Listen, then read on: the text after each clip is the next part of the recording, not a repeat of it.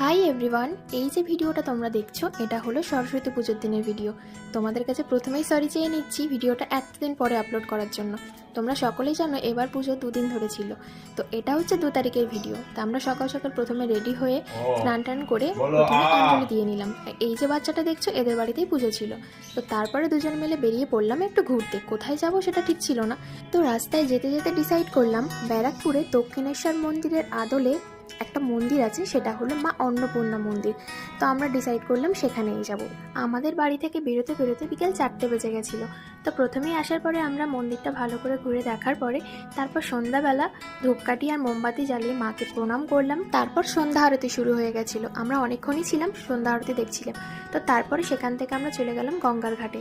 গঙ্গার ঘাটে শান্ত পরিবেশ আমার ভীষণ ভালো লাগছিল।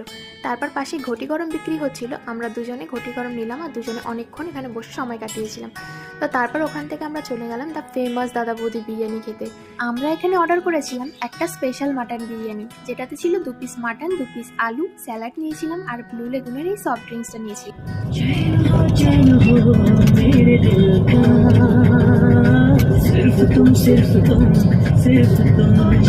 তারপর আর কি খাওয়া দাওয়া করে গান শুনতে শুনতে বাড়ি চলে এলাম। বাই।